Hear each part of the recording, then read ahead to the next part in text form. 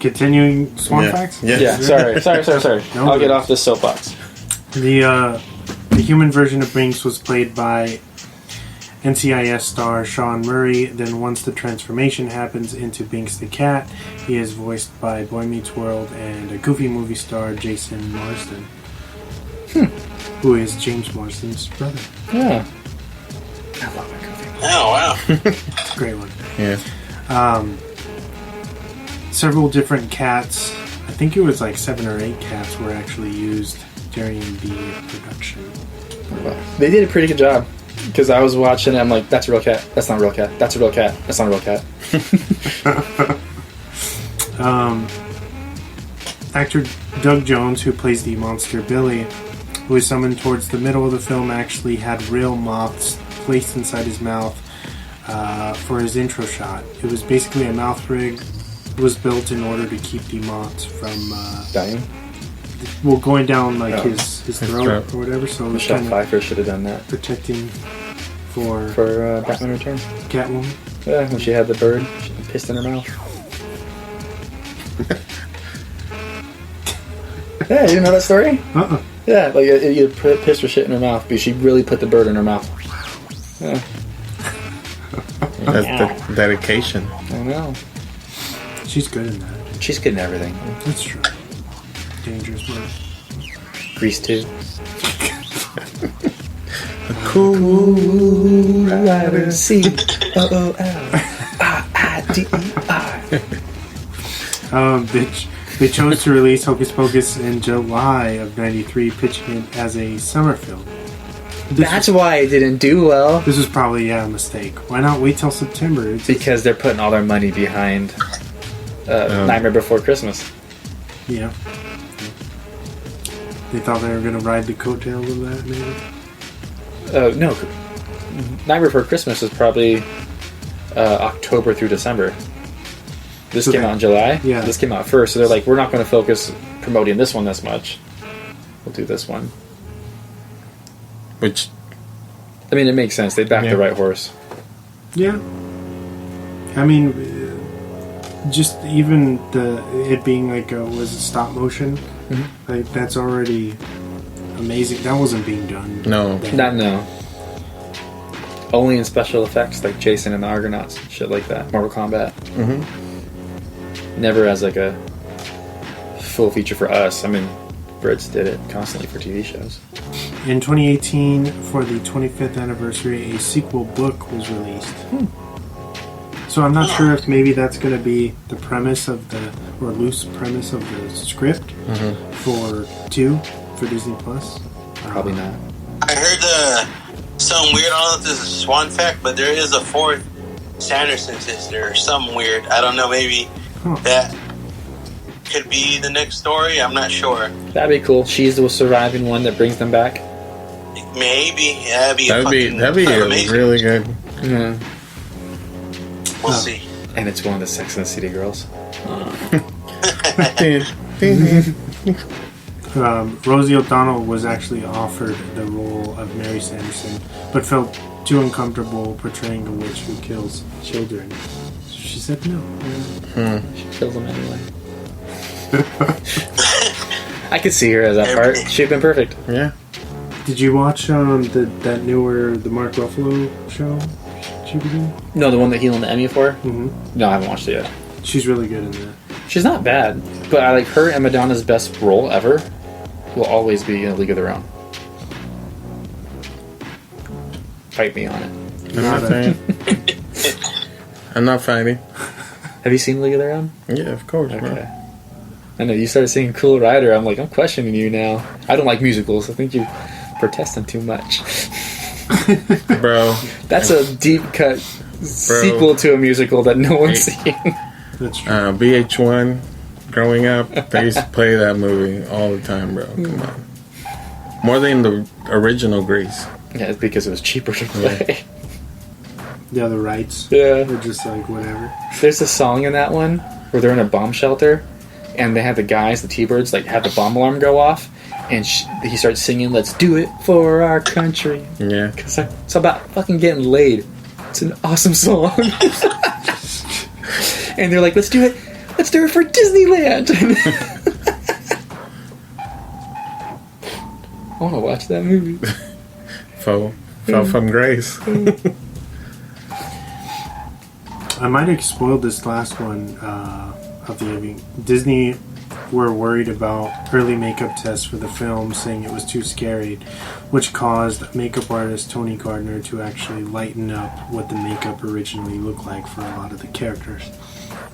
So they were supposed to look a little bit more... Like grimy. It makes sense, because if you watch the very beginning, when they're old before they get young again, they do look very grimy and a little darker.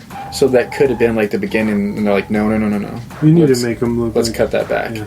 Yeah. So that could have been. Yeah. It's amazing because it's so light. Mm-hmm. To comparison to whatever you've seen now, or even then. I wonder what they saw that made it so dark. Kind of makes you question, like, what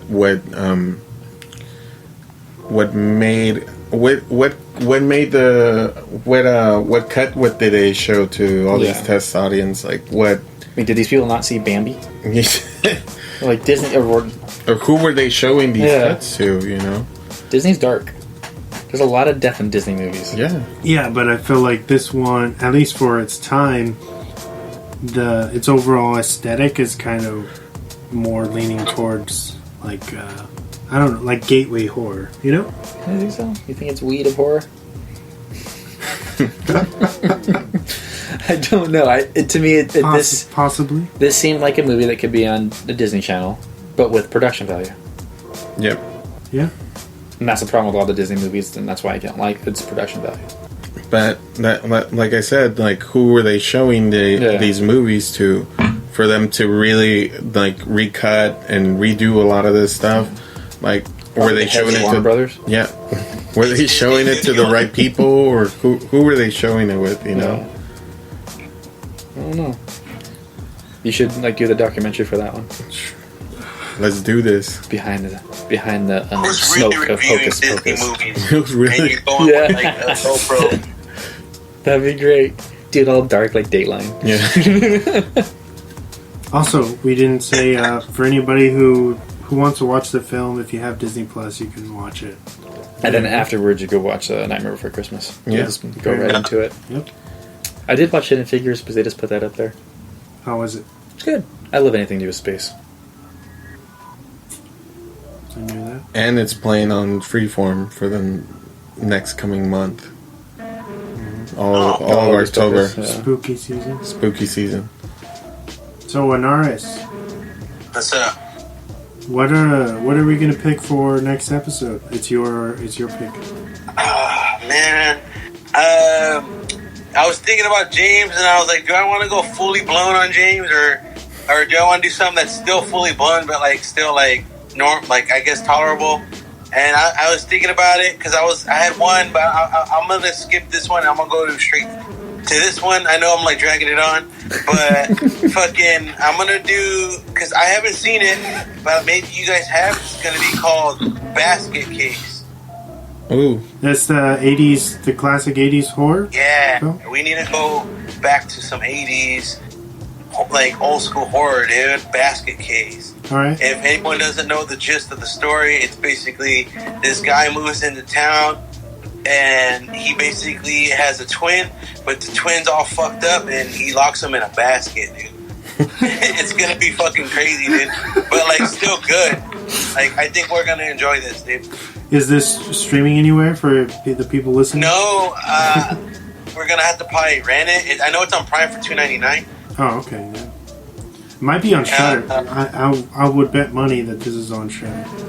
It's not on a lot of platforms from what I saw, but I'm down to watch this, dude. And it's gonna be a first time watch for me, so it's gonna be fun, dude. And hopefully, it's not too much for James, because if you want to know my original, the first thing I was going through in my mind that I wanted to talk about was gonna be ABC's of Death, dude. And I was like, man. And James just had, like, a kid, so I was like, man, I don't want him to just go into ABC to death if he's back on next episode, you know what I mean? Yeah. So I was like, I'm gonna go lighter, and I think Basket Case is gonna be good, dude. So so we're gonna do Basket Case, 1982 horror. That's funny. You were gonna pick fucking ABCs of Death. Yeah, dude. Tough watch. Man, Yeah. It's available on Tubi. iTunes for $3.99. An Arrow Video, whatever that is. Arrow Video yeah, but is the studio. holy shit! Do I want to just? The channel. They have a channel apparently. Oh, really? Yeah. 77% Rotten Tomatoes. There's mine. It says Tubi TV. Is yours says something different? Yeah, mine doesn't say that. It's weird. Did you pull up Apple TV or for Yeah, the? Apple. Yeah, Apple. too. It used to run on Netflix and then Hulu right after, and then I just think I don't know if it's too grimy or just too Tubi? weird for their streaming services. I bet you by the beginning of October, it's going to be on sale for like rent and stuff. But I do have, because I'm sure you don't have Shudder through. I have the Shudder channel. Oh, okay. So when I Yeah. put stuff That's in, right. It popped up. Cool. All right, yeah. Basket Case, I like the artwork on it. 1982. Yeah, pretty. It's what he described. That was. Basket Case, dude. I've been watching some weird stuff, dude. So like, I don't know. I'm just diving into it. That's the time That's for why. it. There's a time, yeah. It's got 77 on Rotten. I was thinking like Paranorman or Monster House, but whatever. Are you going to come back? Are you coming back next week? If I watch it, That doesn't sound very convincing. I'll try to watch it. As of right now, I have no plans, so I can do it. Okay. Something better might come along.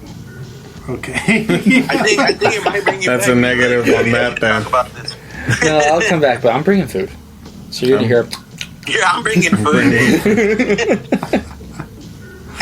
Oh shit. A What else? basket full of food. What else, guys? That's a Anything? heads of lettuce. Well, we don't have James. We don't have James to ask that old question that I have. But maybe I could ask you, Wes. I love it. Where can these people find us? Funny you should ask. No, you can find us on all major podcast platforms, whether it be Podchaser, Spotify, Stitcher, Spreaker, Sods, Apple Podcasts,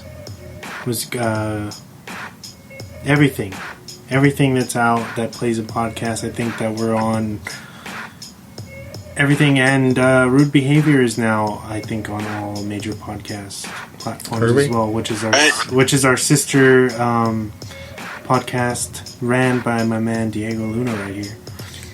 What it do, baby boo? Which they actually released a new episode. Was it yesterday? Yeah. Just yesterday. Basically interviewing local, the leader of a non-profit organization, Keep the Youth Pushing. Yeah. They give away free skateboards and skate merch Yeah. to kids in need, which is pretty awesome. It's a lengthy conversation. It's like over 2 hours. Yeah. You guys are contemplating life and whatnot. Pretty wild. It's stuff. I think the one that Sounds great. Spelled with an 8. I think would really catch us if there's anything that you should go listen to this is listen to Edgar's explanation as to why he got into donating or giving away skateboards, and it's because of his father's passing, and he's very descriptive as to that the day he passed away, and it's a really touching it's a really touchy episode. So go check it out if you guys want to laugh, want to cry, and experience all that in one solid place. Kind of like Jojo Rabbit. Yep. Hey, Jimmy. Bringing it back around. Bringing it back around. Sam Rockwell's on that. He's my man. So yeah, go check it out. Weird Behavior. I guess we're on all podcasts, on all podcast platforms. Yeah. Yeah, man. Represent. Nice. Next week, Basket Case. Oh, promote your stuff, dude. Oh, well, you shouldn't have. Okay.